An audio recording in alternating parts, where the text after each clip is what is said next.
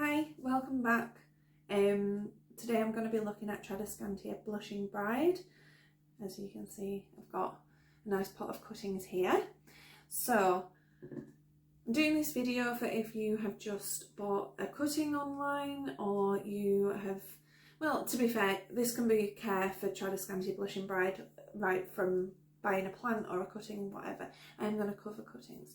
So if you've bought one and it's rooted, so like, I can get this monster out. If it's rooted like that, then that is really kind of ready to go. It's ready to pot up into some soil. If it's not rooted, then just stick it in some water, and within 2 days you will have roots. Okay.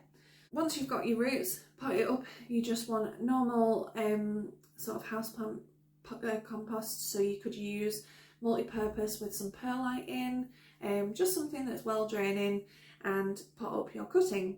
Now that one cutting in that pot is going to look a bit lonely and a bit, you know, you want a full plant.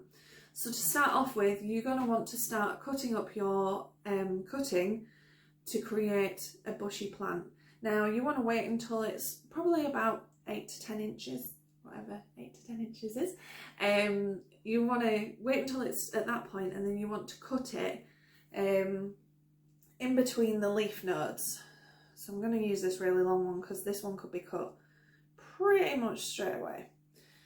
So you would want to chop maybe about here, so that you've got this bottom part that's rooted and has actually got new growth on. So you want to use this bottom part, and then for this top part, take the bottom leaf off, and you could stick it in some water to get it to root.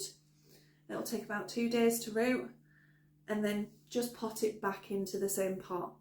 Now you want to do that for, you know, until you've got about 4 or 5 little baby Trandescantias in there, so that you're going to create a nice bushy plant. Once you've done that, you want to make your plant go pink, because why else would you have bought a blushing bride?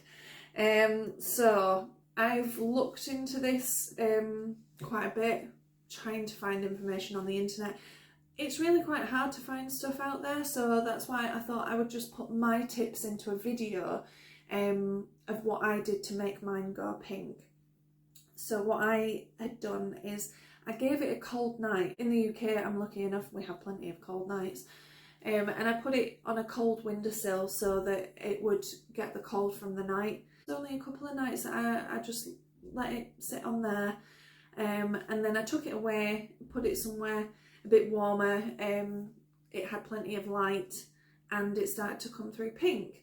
Now, you will find that after it's given you a few pink leaves, it will start to give you green leaves. So like on this one, you can see that this leaf had plenty of pink on, this one had a bit of pink on, and now it's green at the top. So what I would do with that, if this was in my in with my plant, is I would chop the top off. I know it sounds a bit irrational, but hear me out. So I would chop just this top bit off.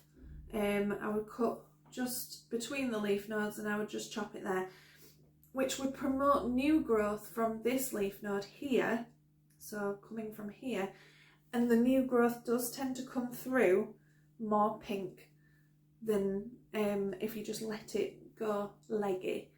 So that's what I found helps for me on making it go more pink. Now the pink does go through to cream, which these ones are starting to do here. They still have a pink hue to it, but they are starting to go through to a more creamy colour, and sometimes they then even go green.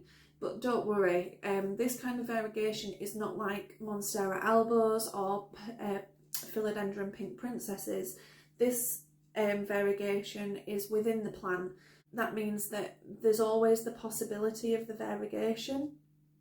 So if you do have it just coming through green all the time, then start by chopping it down, see if that helps bring some pink through, give it a bit of a cold night or two, and let it grow like that. So yeah, I hope that helps. As for making a bushy plant, chop it down to promote the pink, but then them bits that you've chopped down, put back in the pot or stick in some water, get them rooted, then replant in the pot as well. Yeah, I think that's probably the basics of Trandescantia Blushing Bride that I can tell you right now. If you do have questions, then, you know, feel free to ask, but just remember it is a wandering Jew, so it will grow, you know, it will grow quite quickly, it roots really easily, and there's not really anything that can go wrong with them. If you do have any questions, then feel free to put them in the comments below. I'd be more than happy to try and help with those. But yeah, I love my Blushing Bride.